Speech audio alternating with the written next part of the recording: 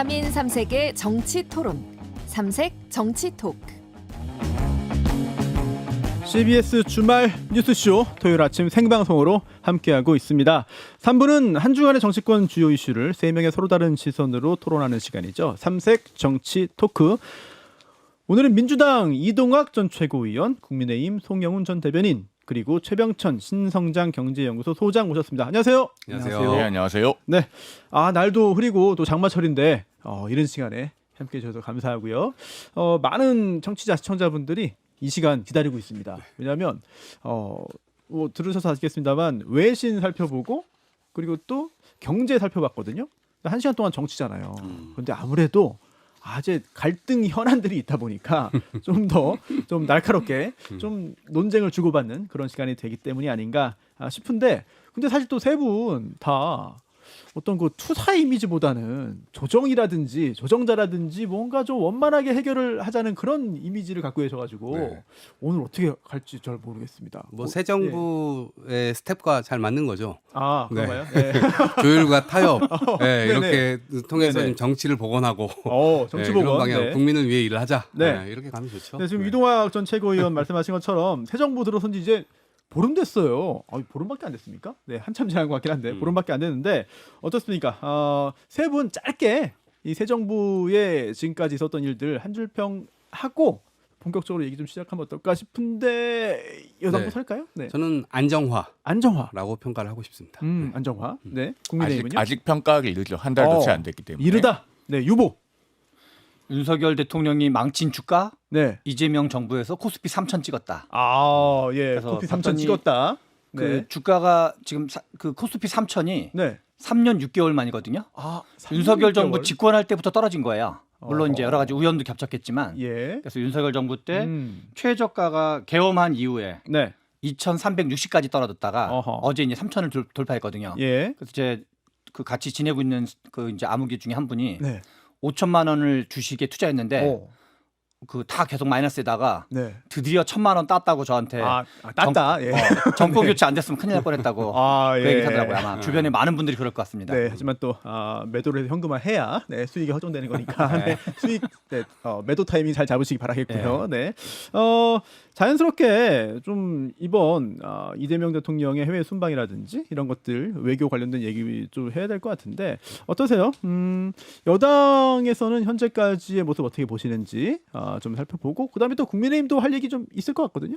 좀 아쉬웠던 대목은 그러니까 통상 문제가 굉장히 좀 심각하게 가고 있었고 네. 그 부분에 대해서 트럼프 대통령과 무슨 이야기를 할 것인가 이런 것이 좀 기대가 있었는데 네. 급작스럽게 이제 중동 문제 때문에 트럼프 대통령을 만나지 못한 것, 그거 좀 아쉽고요. 네. 그럼에도 불구하고 나머지 정상들과는 아주 자연스럽게 만나는 모습들, 이제 일단 얼굴 면을 텄다는 이 점에서 앞으로 대한민국의 외교라든가 이런 것들이 정상화의 길로 갈 수 있겠다 이런 생각이 들고 네. 저는 하나 뭉클했던 장면이 있어요. 뭉클했다. 브라질의 룰라 대통령, 네. 그러니까 서로 등을 이렇게 토닥이면서 어. 가는 그 장면에서 네. 서로가 뭐 이 민주주의에 대한 억압 이런 것을 뚫고 나왔다는 어떤 그런 이야기를 했는지 안 했는지 모릅니다. 나중에 회고록에서 회고록에서 이게 쓰실지는 모르겠습니다만 저는 그 장면 자체가 그러니까 정치 검찰의 어떤 피해 그리고 그런 이 소년공 출신으로서의 서사 이런 부분들이 약간 뭉클하게 그 나오는 장면이 약간 저는 좀 마음에 와닿더라고요. 웬만하면 그 브라질 룰라 대통령 이야기는 안 하시길 바랬는데 오, 그거 왜요? 하시면 또 이야기를 안 할 수가 없어요. 뭐요? 이재명 대통령과 룰라 대통령은 사법 리스크를 뚫고 대통령이 됐다는 공통점이 있죠. 그러니까 아마 두 분이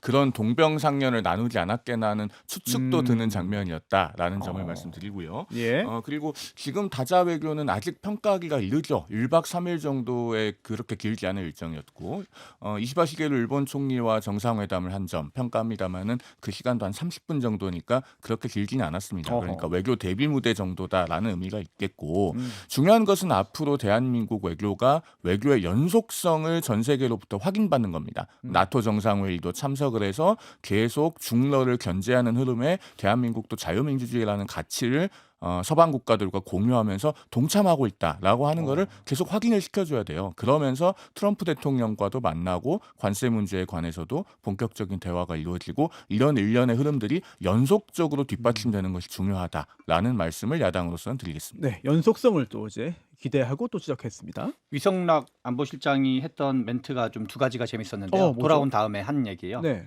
국제사회에 민주한국이 돌아왔다는 사실을 각인시켰다. 어허. 이게 하나였고 거의 모든 양자회담, 총 10번의 양자회담이 있었는데요. 아주 약식이긴 하지만 모든 양자회담에서 무역, 투자, 통상, 공급망, 에너지에 네. 대한 집중 논의가 있었다. 어허. 그리고 저는 이제 실제로도 이시바 시게루 총리랑 특히 또 이제 약간 진보 쪽은 약간 이제 반일 감정 같은 게 지지층이나 등등 있는 게 사실이거든요. 그렇죠. 그럼에도 불구하고 저도 이제 약간 중국의 부상 때문에 아. 한일 관계를 개선할 필요가 있다고 생각하는 편인데 음. 그런 점에서 이시바 시게루가 그 이제 농담으로 맨날 뉴스에 이재명 대통령 나온다. 네. 근데 이게 이제 좋게 나올 일은 별로 없거든요. 어. 그럼에도 불구하고 이제 좀 이렇게 네. 먼저 좀 네. 제안해가지고 네. 실제로 좀 한일 FTA 논의도 하겠다는 거니까 제가 보기에는 짧은 시간이지만 네. 상당히 뭔가 이렇게 의미 있는 네. 첫 발 정도는 내딘 것 같다.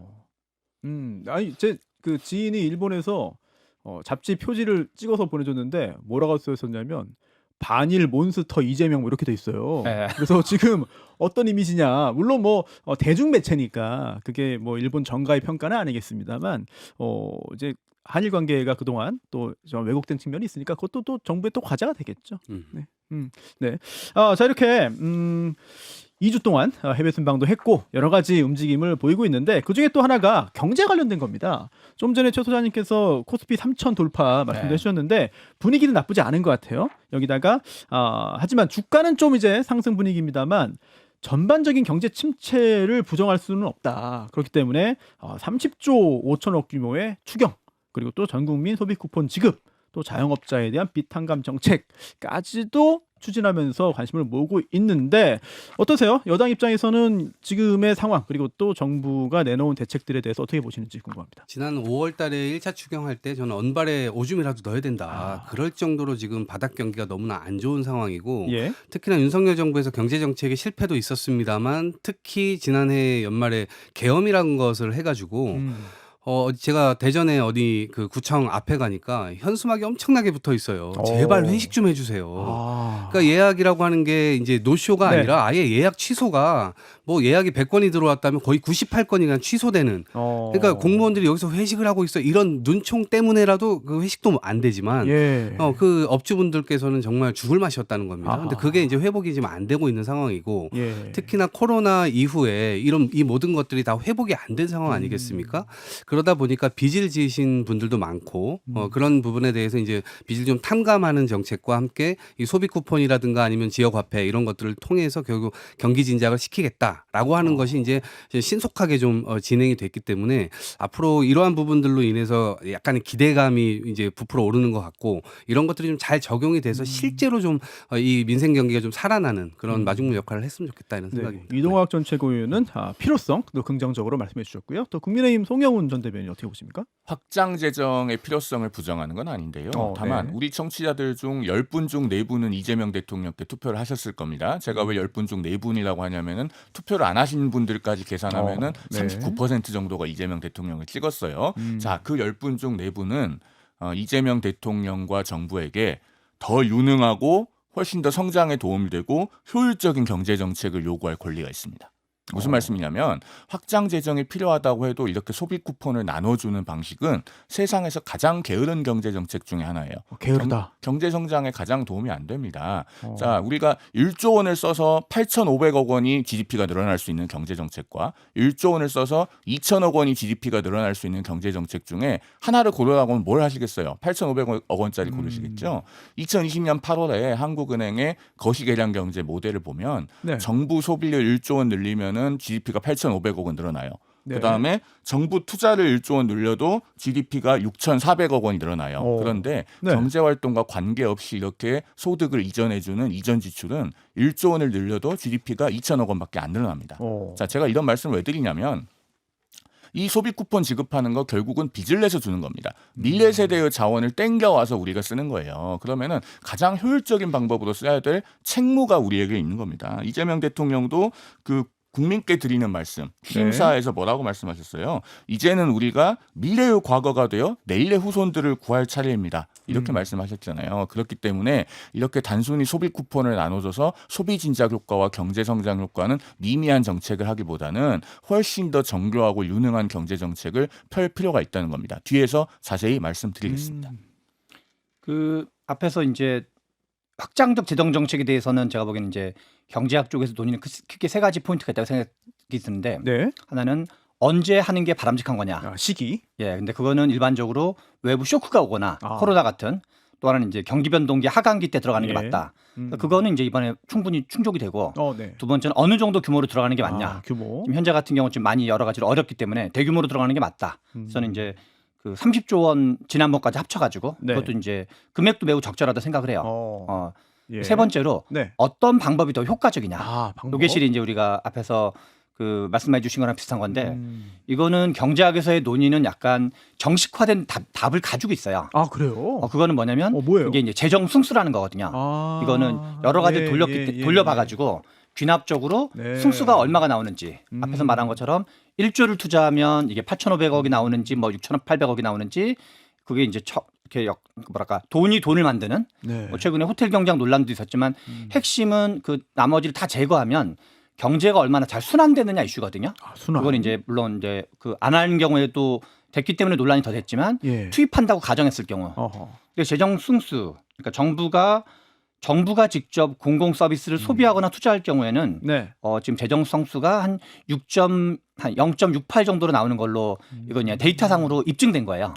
근데 반면 이제 이러저런 현금 지원을 네. 필요로 한 이전 지출 예. 이전 지출은 재정 승수가 한 0.2 정도 나온다 그래서 그건 아마 검색하시면 조세재정연구원이나 한국은행 쪽에서 이미 이제 그 나왔던 논문 같은 게 있어가지고 예. 그래서 저는 어떤 대선이 끝나고 국민들과의 어떤 그 체감도에서는 이렇게 뿌려주면 국민들 입장에서는 내 통장 일단 돈이 꽂히니까 기분은 더 좋고 뭔가 체감하는 효과는 있을 것 같아요. 그래서 뭐 한 번, 두 번 정도 써볼 수는 있지만 네. 다만 저는 이재명 정부의 성공을 위해서라도 과거에 이제 여론 좋다 그래서 최저임금이 반드시 순기능만 있었던 게 아닌 것처럼 문재인 정부 때 예. 그래서 저는 이재명 정부가 좀 더 효과적이고 나중에 예. 전문가들로부터 박수받는 정책이 저는 이게 더 지속 가능한 측면이 있기 때문에 이후에는 좀 이제 네. 그래서 저는 현금 관련된 거는 비상약일 수는 있지만 영양제로 오해해서는 안 된다.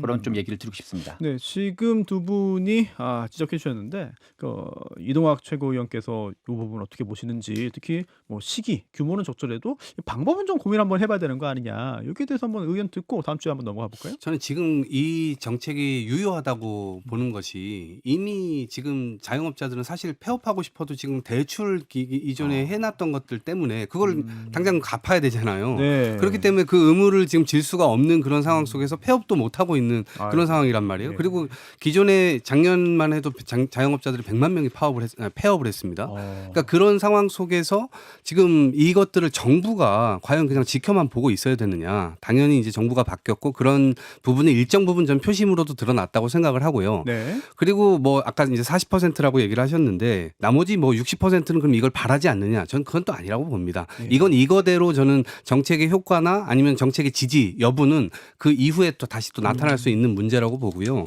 정부가 지금 예를 들면 빚 5천만 원 이하 그리고 이제 7년 이상 장기 연체를 한 경우 이런 것들 비탕감해주고 이런 것들에 대해서는 물론 정부가 이런 것에 대한 부담이나 책임 이런 것들은 당연히 져야 되겠죠. 근데 그거 감수하고 하는 겁니다. 네, 왜냐하면 정부가 어디 있어야 되냐. 정말 어려운 사람들이 어려울 때 정부가 그 옆에서 당연히 이 존재의 역할 이런 것들을 해야 된다고 좀 보기 때문에 이건 좀 잘하는 것이라고 보고 다만 지속 가능성 측면에서의 지적은 좀 받아들일 필요는 있다고 봅니다. 이것을 계속해서 하면 당연히 미래 세대에 대한 부담으로 전가될 것이고 그런 것에 대한 이 뭐 전문가들의 어떤 논의나 이런 것들은 필요하겠죠. 그러나 지금은 저는 이런 정책들이 적극적으로 필요하다 이렇게 봅니다. 그래서 소비 쿠폰 나눠주는 것, 뿌리는 것과 자영업자들을 비탕감하는 거 구별해서 봐야 됩니다.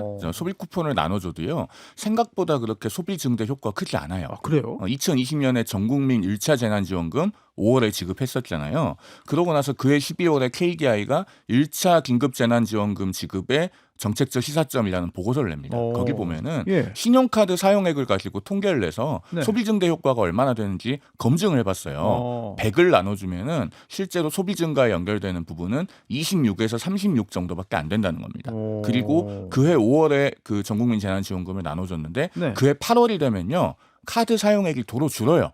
그걸 전문가들은 어떻게 분석하냐면은 가계는 재난지원금을 받아서 미리 계획했던 소비를 땡겨서 하고 그러니까 25만 원씩 4인 가구가 받으면 100만 원이었을 거잖아요. 네. 당겨서 하고 막상 예정된 수입이 들어오면은 그걸 가지고 저축을 하거나 빚을 갚는 데 썼다라고 분석을 합니다. 대만에서도 2009년에 그 소비 쿠폰을 나눠주고 할인 행사를 병행했어요. 네. 소비 증대 효과가 24.3%밖에 안 된다는 통계가 있습니다. 그래서 나라 빚은 나라 빚대로 늘어나는데 생각보다는 비효율적인 정책이에요. 물론 우리 방송을 듣고 계시는 분들 중에 자영업 하시면서 나는 정말 어려워 죽겠는데 지금 손님도 없는데 그거라도 나눠줘서 돈이 돌았으면 좋겠다 하시는 분들 계실 겁니다. 그렇죠. 저는 그 마음에는 굉장히 공감을 해요. 그런데요. 이렇게 긴급 재난지원금이 됐든 전국민 소비 쿠폰이 됐든 나눠주면 사실은 골목 상권의 전체가 온기가 도는 게 아니고 장사 잘 되는 곳에만 돌아요.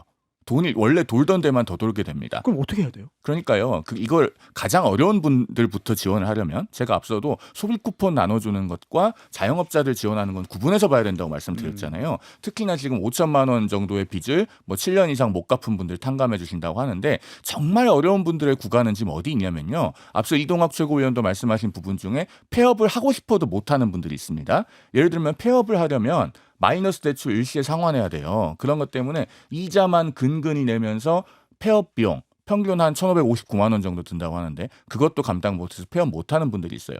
이분들의 폐업을 구체적으로 지원을 하고 그다음에 다시 근로자로 편입할 수 있는 기회를 줘야 돼요. 거기까지 정교하게 연결해야 산업정책 그리고 경제정책이 되는 겁니다.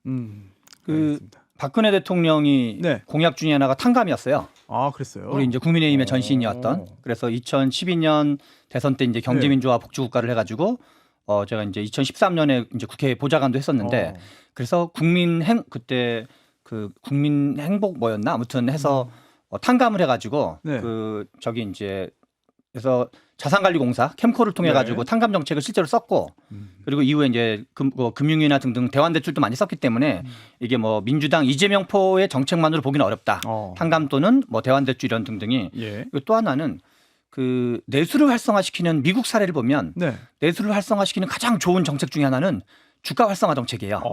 그래서 지금 주가 3천이랑 내수 활성화가 무관한 거로 보기보다는 지금 현재 우리나라 그 어떤 재벌 체제라든가 여러 가지 이유 때문에 그 소수 주주들 재산을 여러 가지 뭐 LG 엔솔처럼 네. 약탈하는 방법이 아주 횡행했던 건데 물적 분할. 그렇죠. 뭐 물적 분할이라든가 그거 말고도 실은 뭐 비일비재하거든요. 방법론들이 한 뭐 밝혀진 것만 일감 몰아주기도 그것도 뭐 점잖은 방법이고 예. 아예 이제 빨대 꽂아 가지고 아유, 예. 컨설팅 비용으로 수백억씩 가져가는 경우도 네, 비일비재하거든요. 네, 네. 그래서 오히려 지금 주가가 오르는 게 이스라엘 그 이란 전쟁이 있음에도 불구하고 이제 외국인과 기관은 팔지만 이제 개인들은 상법 개정만 돼도 근데 실제로는 상법 개정 시장이고 네. 이후에 부당한 합병 비율을 개선하는 자본시장법 개정이라든가 아니면 자사주 소각 의무화라든가 이런 게 줄줄이 있기 때문에 네. 제가 보기에는 한 3,500 또는 약간의 조정기를 거쳐서 4,000도 가능한데 그래서 오히려 지금 요거는 좀 꼭 필요할 때 좀 제한적으로 쓰더라도 오히려 제가 보기엔 뭐 이재명 정부가 네. 주가 활성화 정책을 오히려 좀 후속 프로그램들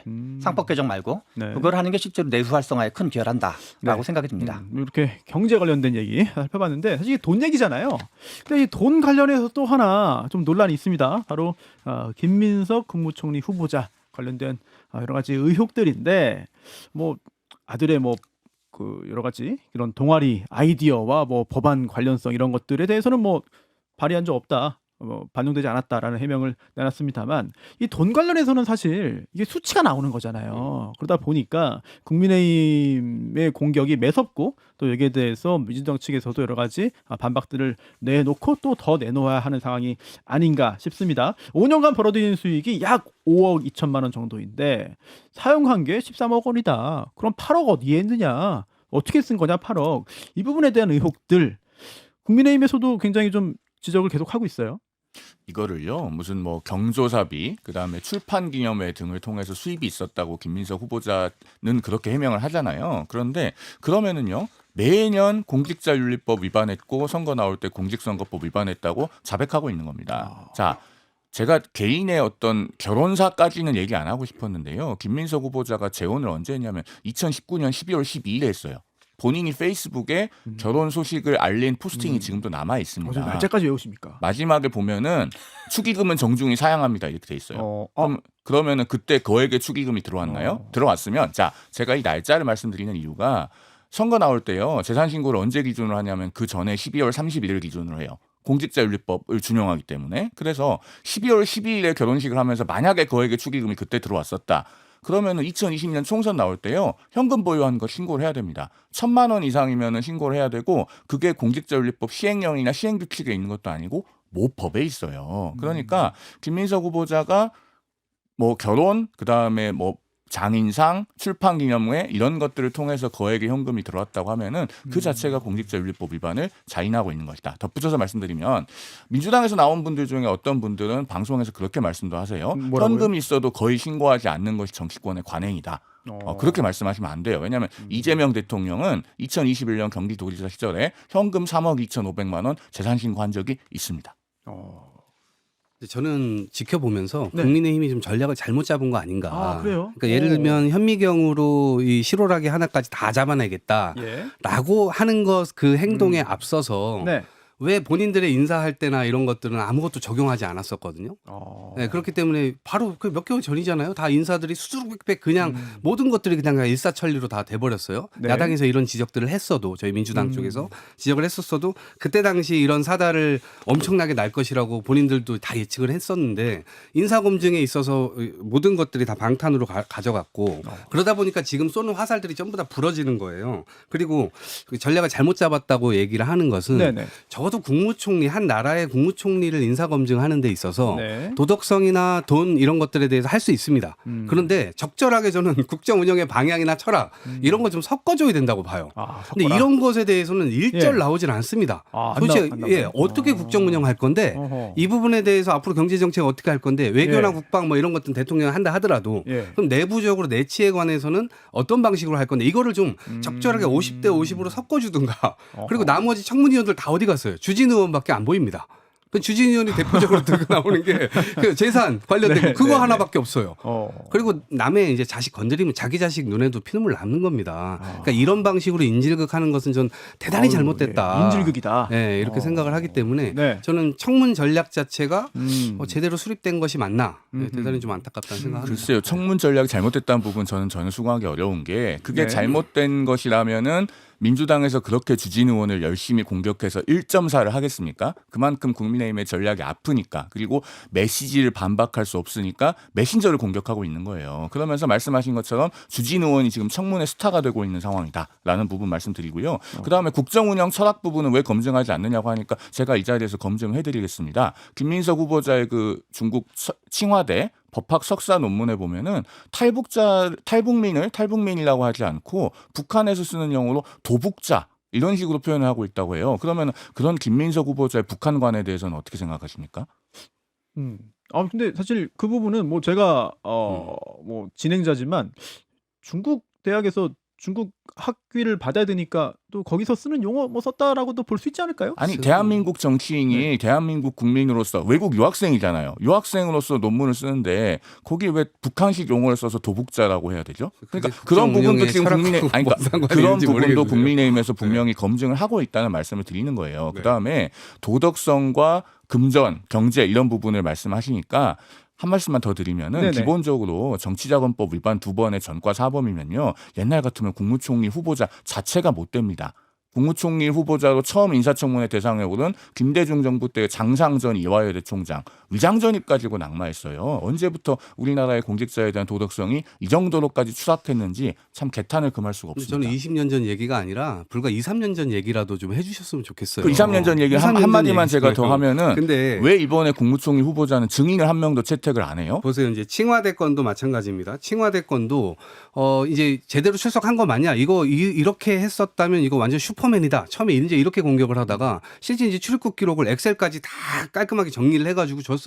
그랬더니 이제 와서는 이거는 뭐 원본 자료가 아니라는 등 이런 식의 계속 뭔가 망신 주기로 가고 있다. 그래서 제가 전략 잘못 잡았다고 하는 것이 이렇게 계속 가게 되면 당연히 진흙탕이 그냥 돼버리는 거예요. 검증이라는 건 없고 오로지 정권을 잃었기 때문에 첫 번째 총리를 낙마시키려고 하는 그 아주 못된 목적밖에 안 보이기 때문에 이건 잘못 잡았다. 그렇기 때문에 이건 성공할 수도 없고 민주당에서도 이걸 이대로 그냥 수긍하겠습니까? 수긍할 리가 없잖아요. 그렇기 때문에 저는 제대로 된 유효타를 날리면서 국민의힘이 정권을 잃었지만 정말 제대로 반성을 하고 성찰을 하고 다시 나아가기 위해 노력하고 있구나라는 것을 동시에 보여줘야 되는데 그런 측면을 오히려 못 보여준다는 측면에서 진흙탕을 만들고 있는 것은 김민석 후보자와 민주당이에요. 왜냐하면 자료를 정확하게 내면 이렇게 문제가 안 되죠. 지금 97건의 자료 중에 사실상 제대로 들어온 거 2건밖에 안 된다는 것 아닙니까? 그리고 그 청와대 관련해서 출입국 기록도요. 왜 원본을 안 내고 엑셀로 가공한 걸 내요? 거기 보면은 자 김민석 후보자가 과거 선거 공보물에 썼던 청와대 수학 기간은 2009년 9월부터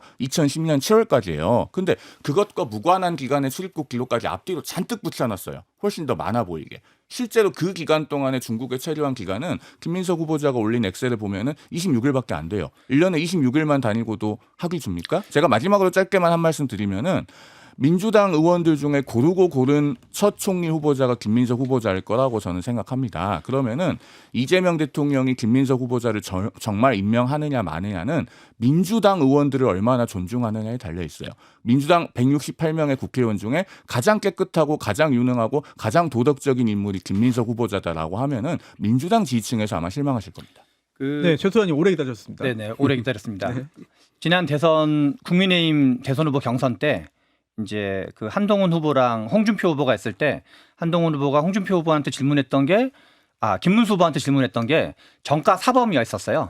그래서 제가 보기에 지금 우리나라는 정가 사범 정도는 돼야지 대선 후보를 나오거나 국무총리 후보 정도를 나오는 게 사실상 현실 아닌가 해서 그건 이제 한동훈 후보의 생각도 이제 근데 국민의힘에 아무튼 그 정가 사범이라고 불렸던 분이 이제 대선 후보가 됐던 거죠. 그래서 이게 남일만의 문제는 아니다가 있고 네. 저는 그 주진우 의원 같은 경우는 좀 뭐랄까 이제 이분은 뭔가 좀 대국민 반성을 먼저 하고 좀 하실 필요가 있는데 어떤 건 반성이요? 몰라도 하셨던 얘기 중에 네. 국회의원 아빠 없는 사람은 어디 서러워서 살겠나. 그러면서 옛날에 그런 뭐 말했죠. 예. 그 뭐 SK로부터 받은 거에 대해서 당시 현금 2억은 대졸 신입사원 월급의 180만 원의 9년치다라는 얘기를 했는데 지금 자녀분이 딱 2005년생 20살인데 재산이 7억이거든요. 그래서 지금 최근에 제가 대졸 임금을 검색해서 봤더니 평균이 3,675만 원이더라고요. 그래서 딱 지금 꼬박 아무것도 안 쓰고 한 푼도 안 쓰고 19년을 모아야지 되는 거기 때문에 그냥 본인이 하셨던 말과 하면 약간 좀 그 뭔가 되돌이표로 오는 게 있지 않냐. 그리고 뭐 저는 뭐 정치 공방하는 거와 별개로 네. 이제 그 저는 좀 약간 이제 그 얘기를 해보고 싶은데 예.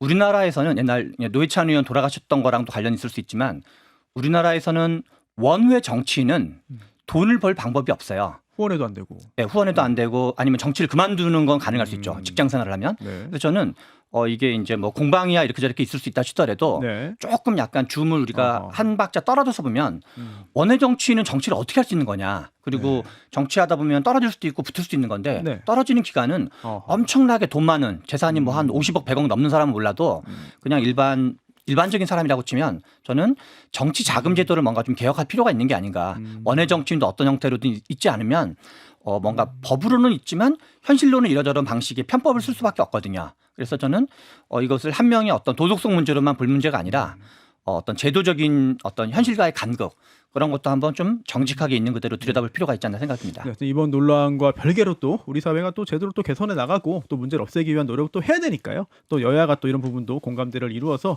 한번 좀 논의할 필요가 있지 않을까라는 생각이 들고요.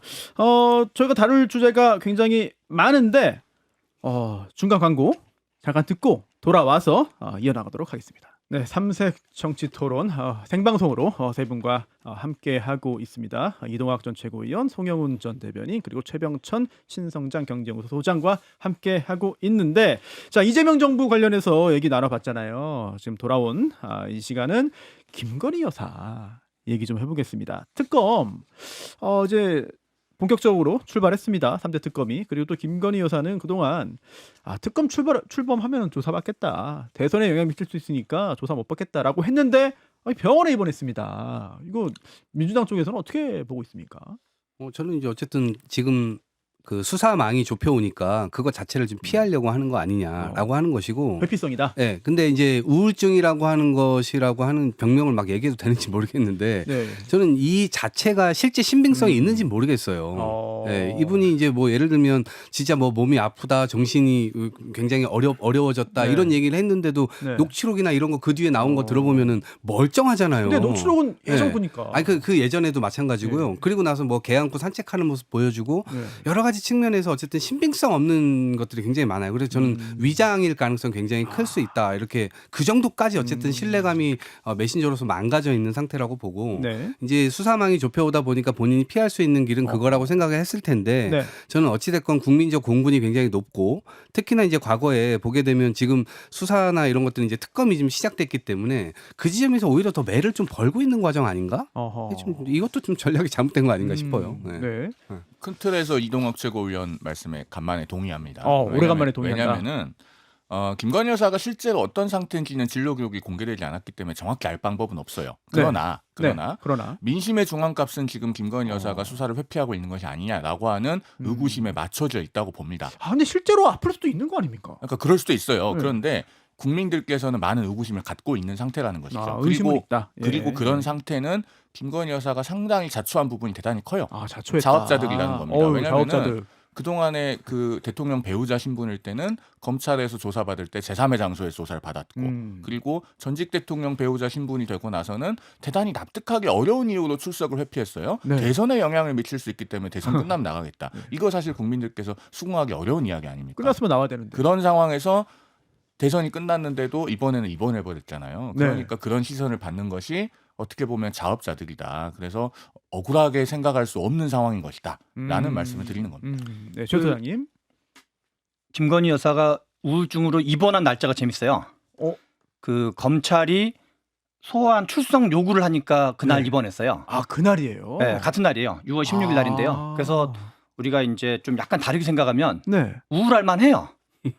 왜냐면 이제 검찰한테 예. 그 출석 요구 받으면 당연히 우울하겠죠. 근데 사실 우울감과 또 우울증은 또 그렇죠. 달라요. 그게 이제 차이점이죠. 네. 우울할 수 있는 거랑 이제 우울증이나 다른 건데. 네.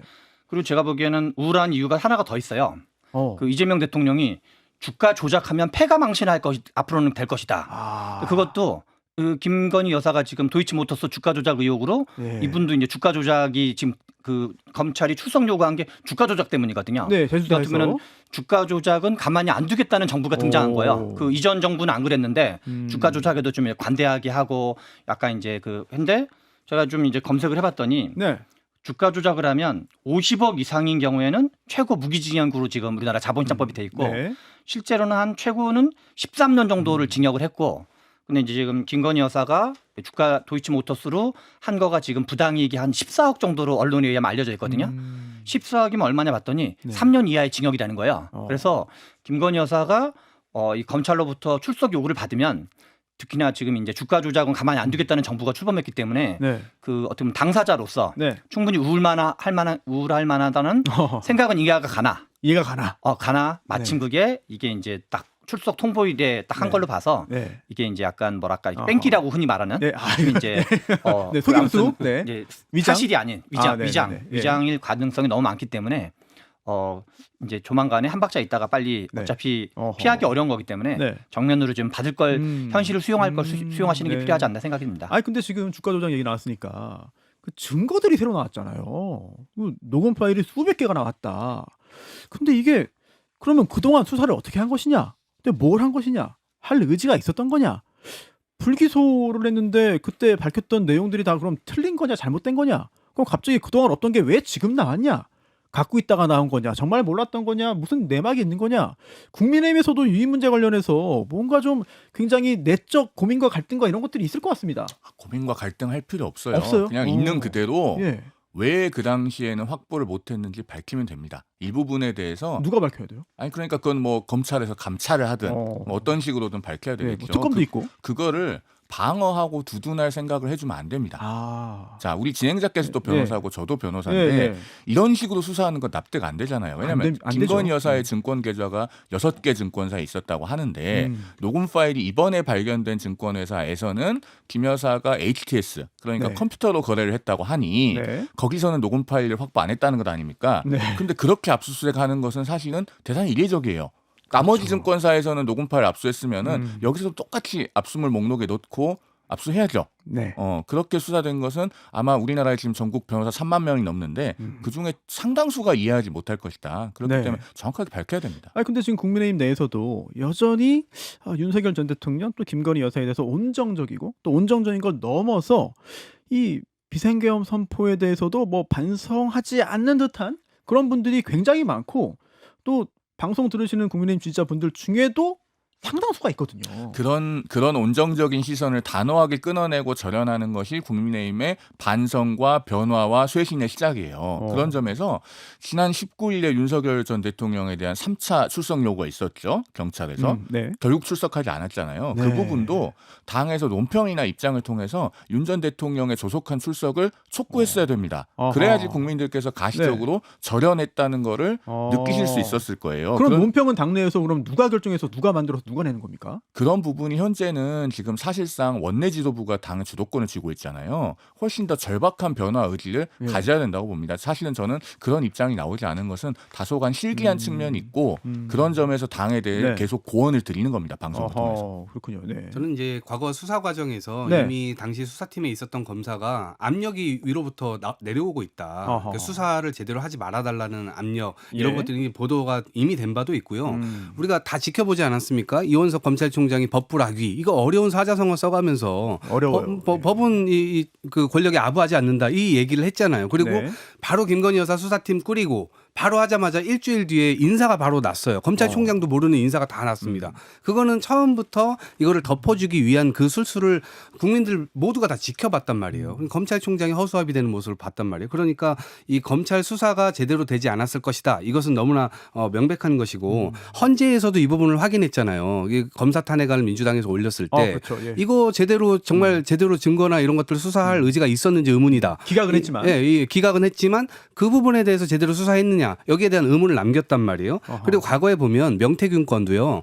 제가 압수수색 들어갔는데 사실 그 장롱 서랍에 그냥 녹색 그 박스에다가 황금폰 다 넣어놨는데 압수수색 과정에서 그걸 못 찾을 수가 없는데 그걸 안 가져갔다는 거 아닙니까? 그러니까 의도적으로 이러한 행위들을 검사들이 하는 것이기 때문에 저는 이것도 역시 근데 지금 형사 1부에서 이 김건희 여사 건에 대한 수사를 하고 결국 명품백이나 이런 것도 무마시켜줬었잖아요. 무마라고 보시는 거예요? 네, 저는 완전히 무마시켜줬다고 보죠. 그리고 거기에서 지금 어저께 보도가 나왔는데 김민석 총리 후보자 또 수사한다고 지금 나왔어요. 형사 1부에 또 네, 배당됐다고. 배당됐죠. 그러니까 저는 이러한 자가당착적인 행동들을 하면 할수록 검찰 개혁의 시계는 빨라지게 될 것이다. 이렇게 검찰 봅니다. 개혁. 네. 네. 그 예전에 우리나라 군부 독재를 하셨던 분이 박정희, 전두환, 노태우인데 셋이 다 군부 출신이거든요.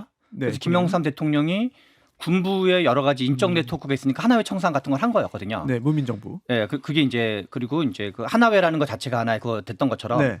근데 지금 국민의힘과 윤석열 정부의 특징은 윤석열 대통령이 됐건 뭐 주진우 씨가 됐건 한동훈이 됐건 뭐 이복현 금감원장이 됐건 검사 출신들이 당의 어떤 당과 정부의 요직을 차지하고 있는 게 많은 게 현실이거든요. 그래서 이게 다 마치 옛날에 하나회처럼 인적으로 네트워크가 있다라고 의심할 수밖에 없는 거거든요. 국민적 눈높이에서 볼 때. 예. 그런데 지금 이런 거에서 뻔히 찾을 수 있는 어떤 수사에 우리 송 변호사님 말하는 것처럼 수사의 상식인 것도 안 지킬 정도로 하는 거에서는 지금 그러니까 지금 현재 여권이죠. 이재명 정부 쪽 관계자 민주당 쪽에서 보기에는 네. 야 얘네는 검찰은 하나의 당 아니냐 이거 옛날 하나회처럼 아하. 검찰당 아니냐라는 의혹을 가질 수밖에 없는 거고 그런 점에서 실은 검찰 개혁 또는 특검 얘기가 나오는 거고 물론 저는 검찰 개혁은 신중하게 해야 된다는 생각은 들지만 저는 어떻게 보면 이 녹음 파일이 밝혀진 게 네. 특검의 정당성을 거꾸로 반증하고 있는 거다. 아. 라는 생각이 듭니다. 근데 검사 출신이라고 싸잡아서 말씀하실 건 아닌 게 뭐 한동훈 전 대표와 윤석열 전 대통령이 여당 대표 시절에 내내 입장이 많이 달랐던 것은 이제 국민들께서도 많이 아실 거고요. 또 이복현 금감원장도 상법 개정안에 관해서 정부와는 입장 달랐잖아요. 그러니까 싸잡아서 얘기할 것은 아닌 것 같고 그다음에 앞서 그 김민석 총리 후보자에 대한 고발 문제 그것은 본격적으로 수사를 하겠다는 것이 아니라 일단은 사건 고발장이 들어가면 사건은 자동적으로 배당을 합니다. 그런 차원에서 형사 일부에 배당된 것이지 그걸 가지고 무슨 뭐 수사가 개시되는 것처럼 말씀하시는 것은 조금 적절하지 않은 것 같다라는 말씀드립니다. 네, 지금 얘기 나온 김에 또 한동훈 대표 얘기 나왔잖아요. 지금 국민의힘도 새로 송원석 원내대표 이제 선출됐고 8월에 이제 또 대표 뽑아야 되잖아요. 네, 뽑게 됐는데 혁신위를 또 원내에 두고 그리고 또 김용태 비대위원장에게 이거 할 생각 있냐라고 물어서 김용태 비대위원장이 또 좀 분노한 듯한 느낌의 그런 이야기까지 보였습니다. 그러면 지금 계속 국민의힘 내부의 어떤 그 자성이라든지 변화의 필요성을 송영훈 대변인께서 말씀하시잖아요. 한동훈 대표가 나와가지고 정말 선 딱 긋고 새롭게 시작을 해야 되는 거 아니냐. 이런 내부의 목소리도 상당히 강하게 나오고 있지 않습니까? 한동훈 전 대표가 현재까지 어떤 의사결정한 것이 없는 걸로 알고 있어요. 없어요. 그리고 가까운 분들의 얘기를 들어봐도 네. 여러 사람들의 의견을 널리 듣고 있는 단계다라는 정도로 지금 네. 요약이 되고요. 네. 국민의힘의 전당대회는 사실은 언제 할지가 아직도 확정이 된 게 없습니다. 전당대회를 하는데 확정 아닌가요? 아직 오. 확정된 건 아니에요. 왜냐하면은 전당대회를 하는데 물리적으로 한 45일 정도가 걸려요. 네. 그런데 새 비대위가 아직 안 꾸려졌잖아요. 김용태 비대위원장의 비대위원장 임기는 6월 6월 30일까지입니다. 예. 그러면 7월 초에 새 비대위가 들어서서 예. 또 논의를 해야 될 거 아니겠습니까? 그리고 의결을 하고 해야 될 텐데 그러면은 8월 말이 넘어가면 현실적으로 전대가 어려워요. 정기국회 시작하면 보통 정기국회 기간 중에 전대를 동시에 못 하잖아요. 특히 예. 국정감사 기간에는. 예. 그러면은 이게 그럼 어떻게 해야 돼요? 여러 가지 불확실성이 있기 때문에 지금 상황에서는 전대를 언제 그리고 어떤 방식으로 할지 특히 예. 이제 어떤 방식 이 부분도 중요한 게 국민의힘은 전대할 때마다 전대 룰이 여러 번 바뀌었어요 그동안에. 과거에는 뭐 당원 70, 여론조사 30 네. 이렇게 하다가 당원 100%로 하기도 하고 또 네. 8대1로 바뀌기도 하고 이랬기 때문에 이런 부분들까지 여러 가지 유동적인 부분들이 있어서 네. 현재 예상하기 어려운 부분들이 많이 남아 있는 것 같습니다. 이동학 대변인께 이동학 최고위원께 말씀드리겠는데 지금 홍준표 전 시장이 귀국했잖아요. 네. 그러면서 계속 국민의힘에 대한 위원정당 해산 얘기를 계속 하고 있습니다. 네. 마치 바라는 듯한 느낌도 약간 있긴 한데 어떠세요? 신당 만들어서 뭔가 그 정치권에 큰 변화가 나오지 않겠느냐 그런 분석도 나오는 것 같아요. 저는 이제 어쨌든 신당 뭐이든 아니면 정계 개편 시나리오는 저는 가능성이 있는 얘기라고 봅니다. 왜냐하면 국민의힘이 지금 뭔가 이제 입을 통해서 지금 꼬리를 물고 있는 형국인 거거든요. 자기가 자기 몸을 물고 있는 상황인 거예요. 그러니까 이게 건강하게 갈 수가 없는 상황이죠. 예. 그러다 보니까 지금 송원석 원내대표 된 것만으로도 예. 이미 개혁이라는 건 물 건너갔다. 왜냐하면 이분이 계엄 물 해제 건너갔다. 표결에 안 들어오신 분이에요. 두 번째로는 체포하러 갈 때 그 체포 방탄했던 40인 중에 한 명입니다. 그리고 탄핵 반대하셨던 분이에요. 그러다 보니까 개혁의 대상자가 지금 원내대표가 돼서 수장급이 돼버렸단 말이에요. 네. 그렇기 때문에 지금 선거가 또 너무 많이 남았고 그런데 국회의원들이 실권을 가진 사람들이 이걸 안 할 거기 때문에 그런 차원에서 정계 개편이라든가 이런 흐름은 있을 거라고 봅니다. 거기에서 이제 홍준표 전 시장께서 얘기하시는 것이 네. 굉장히 국민의힘엔 아플 거예요. 그런데 홍준표 전 시장도 지금 명태균 건과 관련돼서 본인 스스로가 지금 이게 약간 앞뒤가 지금 막혀 있는 상황이에요. 왜냐하면 본인 측근들 뭐 이렇게 해서 지금 여론 조작했던 거나 이런 부분들이 지금 검찰에 지금 증거물들이 다 제출되어 있고 그 상황에서 수사 대상자가 이제 될 가능성이 굉장히 크기 때문에 과연 본인 스스로가 지금 떳떳하지 못한 상황인데 정계 개편의 물꼬를 틀 정도의 어떤 공격 역할을 할 수 있겠느냐 여기에 대한 의문은 좀 있는 상황입니다. 그 지난 작년이죠. 네. 작년 4월 총선이 끝난 다음에 이제 한동훈 비대위원장이 물러나고 그 이제 당 대표 선거에 나오냐 마나 이제 설왕설래할 때가 있었어요. 네네. 한 3개월 정도의 간극이 있었는데 그때 홍준표 대구시장이 뭐 했냐면 계속 윤석열 대통령이랑 친하게 지내면서 윤석열 대통령 쉴드 치면서 한동훈 대표를 공격했었거든요. 일종의 뭐랄까 이제 반한 노선, 반한 친윤 노선을 걸었던 거거든요. 그런 시기가 있었죠. 당시에. 예. 근데 저는 지금 하고 있는 여러 가지 홍준표 전 대구시장이 하는 일은 본인의 친윤 행보를 세탁하는 과정이다. 세탁이다. 그래서 친윤을 세게 공격하면서 그러면 당연히 좀 너무 험하다 싶을 정도 세게 공격하면 예. 그거를 언론이 또 보도하게 되거든요. 어허. 그래서 저는 이렇게 그 홍준표 이 정치인 홍준표가 네. 약간 지형지물을 활용하는 경우가 꽤 있는데 그런 거에 일각이기 때문에 그리고 저는 홍준표 전 대구시장을 포함해서 신당 창당 가능성은 0%다. 0이다. 네, 없다? 거의 0이다. 오. 그래서 저는 그렇게 생각을 하고 왜냐하면 지금 그분 자체가 이렇게 떳떳한 분도 아닐 뿐만 아니라 명태균 씨 논의를 떠나더라도 네. 이분은 뭐 윤석열 대통령과의 관계에서 이렇게 옳은 소리 했냐 그러면 그런 어. 게 전혀 아니었기 때문에 네. 다만 지금 국힘에서는 이거를 자격 있는 사람 그러려면 예. 윤석열 대통령과 계엄에 비판적이고 탄핵을 찬성하는 사람이었어야 되는 건데 그런 사람이 몇 명 없어요. 네, 열 네, 몇 네. 명밖에 없는데 네. 정치인으로 보면 한동훈 대표 한 명밖에 없는 거죠. 어. 그래서 한동훈 전 대표가 이번에 대표를 또 나가면 혁신 가능성이 있는 거고 안 나가면 그냥 현재대로 그냥 이렇게 엉망진창인 상태로 계속 갈 것 같다. 알겠습니다. 자, 세 분의 날카로운 이야기 들었고요. 세 분의 전망대로 흘러가는지 관심 있게 지켜보겠습니다. 자, 지금까지 더불어민주당 이동학 전 최고위원, 국민의힘 송영훈 전 대변인, 그리고 신성장 경제연구소 최병천 소장이었습니다. 감사합니다. 고맙습니다. 감사합니다.